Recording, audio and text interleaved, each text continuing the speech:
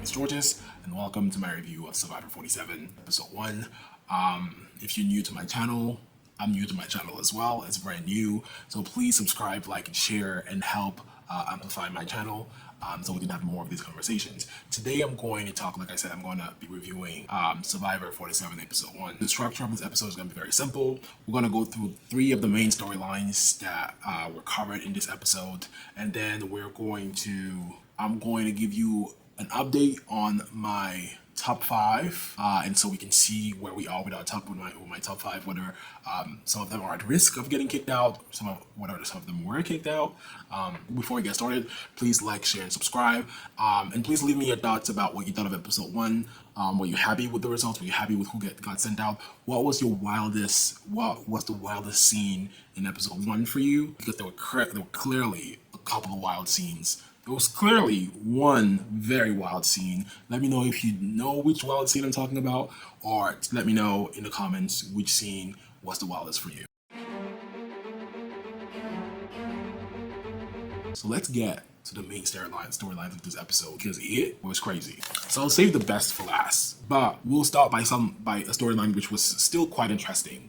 The first storyline I'm going to talk about is the storyline focusing on Gabe and Gabe's attempt to get the immunity idol. If you didn't watch my pre-season cast review, and I actually don't think I shared this part of the review, but if you didn't watch my cast review, please go back and watch that episode. I dropped it a couple days ago.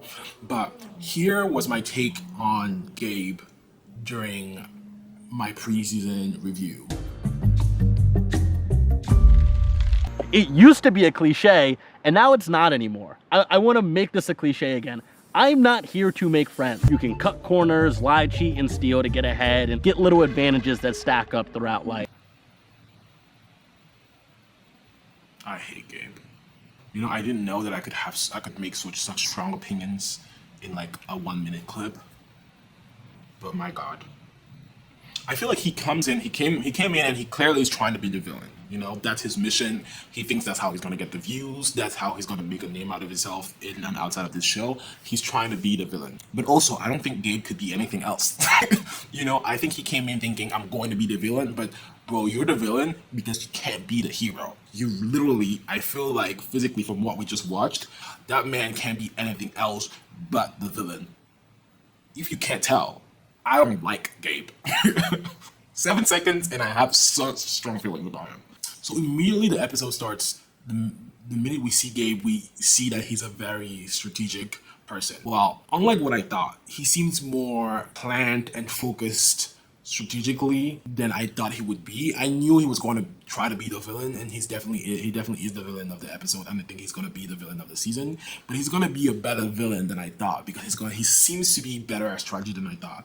I don't know if he's actually good at strategy or if he's just good because of how bad Rome was. Because we see at the same time that Gabe is trying to get to the immunity idol, Rome is also trying to get to the immunity idol in his camp. They're in 2 different tribes, and Rome is trying to get the immunity idol in his tribe, and we see Gabe trying to get the immunity idol of his tribe. But because of how chaotic Rome's approach to finding that immunity idol is, it then looks like Gabe is so much more planned and strategic. So I think that's what happened. That's my perspective and what happened. But nonetheless, he's better at this than I thought he would be, but he's definitely the villain that he wants to be. So we see the quick shot of him finding like the message that like could lead him to the box where the immunity idol is hidden.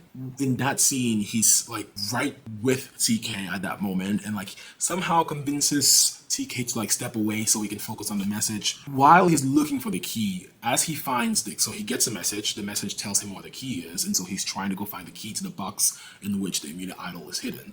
When he finds said key, TK also happens to be passing by. So TK walks by and sees him with the key. And somehow Gabe thinks he tricked TK into believing that he's just found a key and hasn't found the beware message yet. But TK sees right through his game, so he already knows what's happening right there.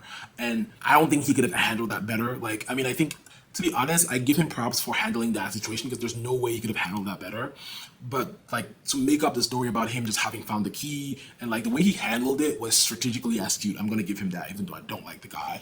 He handled that situation pretty well. And then we later see how good Gabe is going to be at strategy because of how he like employs Sue. He kind of brings Sue into his fold by trying to make her think that he's her ally, in order to then have Sue help him in like keeping guard while he looks for the key. So like he brings her into his fold. He creates that eye shape with Sue solely for the purpose of her alerting him in case he's about to get found as he looks for the key. And I think that was like a very smart move. And we see the contrast in that.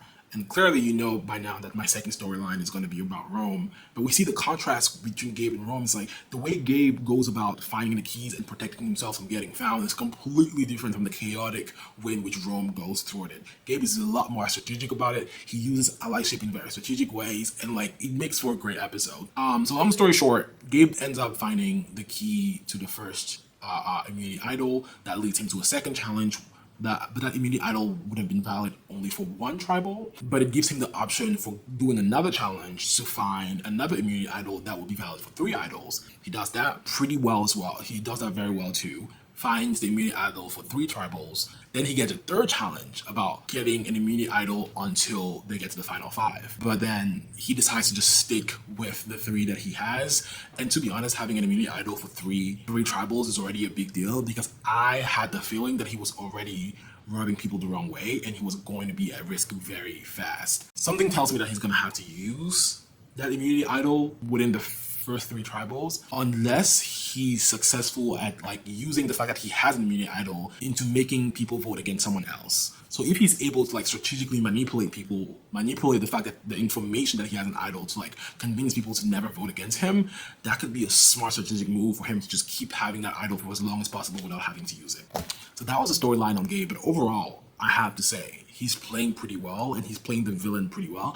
I don't know how much of this villain storyline is manufactured or how much they want him to be a good villain, but from what I'm seeing, and I can only judge from what I'm seeing, Gabe is killing it. I don't like the guy. You know he's not in my top 5. Right now, Gabe is killing it.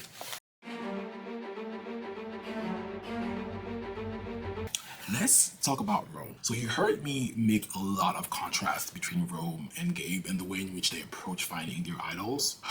Rome is doing too much. In case you didn't watch my preseason draft. In case you didn't watch it, this is what I thought about Rome in my preseason draft. Here it is.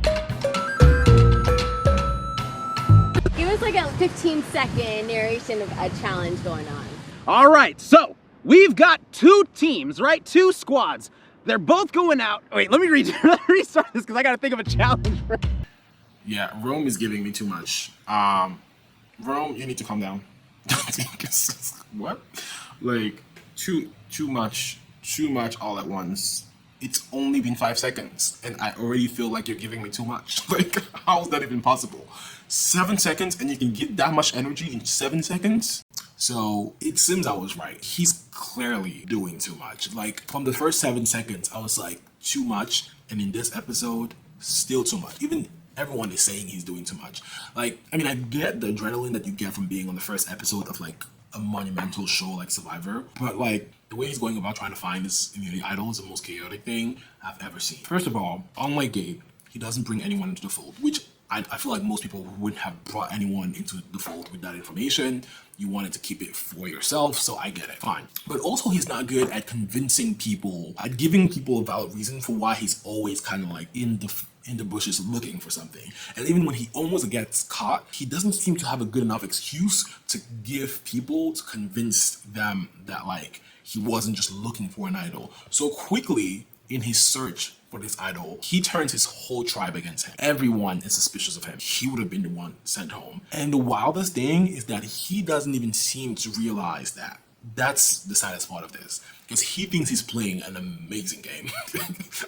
And you can, to be honest, you could also have told, I've said that from his like preseason videos. Like he just seems to have an overconfidence in his own skills, and that's not helping him right now. All right, I think my prediction for the next episode is, I think he already found the key that's gonna lead him to his first immunity idol, and that should protect him from one tribal. But I don't think he's going to be able to find the immunity idol to protect him from 3 tribals the same way that Gabe did. And I think his tribe is going to be able to outmaneuver him pretty quickly, even if he has an idol. That's the crazy part. Like, I don't trust his strategic skills enough to think that even an idol can help him get out of this. Yeah, let's move on from Rome. This is a big one. Andy is wild. First of all, Andy is part of the Goku tribe. I have the ability to charm and disarm. This is a social game, like, that's really good. And this episode starts pretty well because the Goku tribe won their first challenge, first comfort challenge, and they come in with a burst of confidence. He seems, from what we're seeing on the episode, he seems to be the first person to create easy connections. So he creates a connection with John, and he also creates a connection with Rachel, right? At that point, from what we're seeing on the episode, he's kind of like the only person to have made enough connections, and he's like talking us through some like advanced strategy, mathematical commutations and permutations of how he's going to build a relationship. I'm like, fine, you seem to be doing okay, sure. And then we see a scene where like he has one bad night where he's like not sleeping well, and then he just loses his shit completely from that point on. He goes paranoid. He wakes up in the middle of the night and then wakes up Rachel in the middle of the night. It's still dark. And he says he wants to talk to her, takes her to the side, and just exposes all his lifelong insecurities to this girl who he just met. And the insecurities are completely unfounded. That's the crazy part. Because like, I get insecurities. We're all insecure. I'm a very insecure man. There's no cause for his insecurities. So from there on, he starts getting mad that like people aren't clapping for him when he opens the coconut. What? From that point on, I was already thinking, either this guy is not mentally stable enough to be in this show, or there's something else going on here that I need to look closer into. That wasn't even the end, because then when we get to the immunity challenge, which, as I said, Goku lost because the other teams were just simply better and they just happened to have a bad day. It's the first time. From that point on, he has like an overheating attack. Does he actually have an overheating attack, or is he just cosplaying or just faking it? I don't know, but it seems like he's just laying on the floor there and having an attack. Seems like attention-seeking behavior for me. From that point on, after his attack, he just completely melts down and says and goes on a rant about how no one likes him, completely unfounded. No one likes him. And then goes off on his friend John about how John is not strong enough or whatever. Like, he just throws John out under the bus, which is wild. And then just keeps going into this like weird rant that all the other tribes are just really taken aback by and like looking at him really weird. Here's the thing. We later found out that he later says that like that wasn't planned, that he just had a meltdown. The possibility that he just had that wild a meltdown that wild for me already makes me look at him just wild weird. Like, that kind of meltdown. I mean, I've never been in Survivor, but that kind of meltdown is crazy. We've never seen that on Survivor. So he's already weird if that's an actual meltdown. The crazy thing is, there's a part of me that thinks that wasn't a meltdown. There's a part of me that thinks that man is mentally unstable enough to have planned this whole thing to somehow get John out, or to somehow protect himself from something that he thought was coming. For me, that overheating attack felt performative. That whole rambling speech felt performative, and for me, something about it felt planned. Even the way he threw John under the bus, something about it felt planned. No drum roll here. I'm gonna go directly to the end and let you know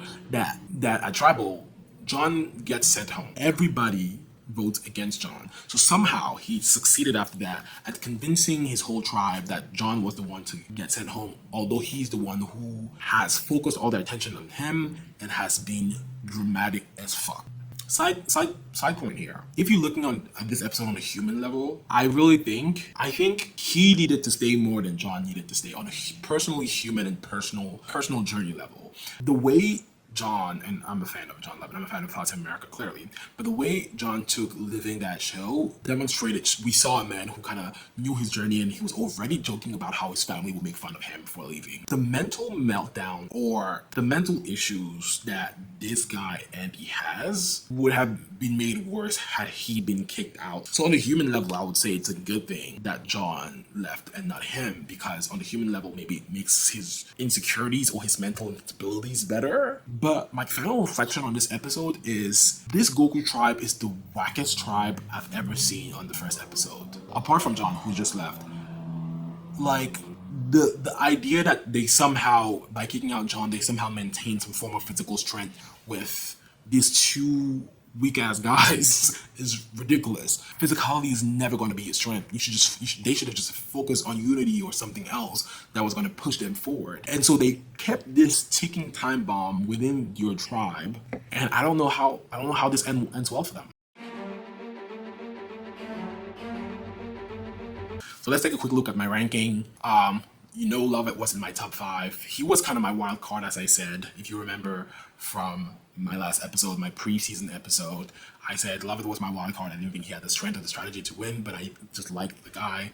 So my biggest moves of the episode, the people who made the biggest upward or downward moves in your perception in these episodes. For the upward moves, the person who made the biggest upward moves for me are Gabe, Soul, and TK. Gabe because of strategy, Soul because of his physical game during the challenge, and TK just because he seems to be enlightened, starting a bromance with the guys there. Then the people who had the biggest downward move in the episode for me were Rome, Andy, and Anika. So this is all for me today. Stay tuned for episode 2 next week. But please like, subscribe, and share. And let me know in the comments what you thought of Andy. Is my assessment of Andy similar to yours? Do you think he was actually having an attack, or do you think this was all planned? Let me know. Until then, see you next time, and have a good weekend.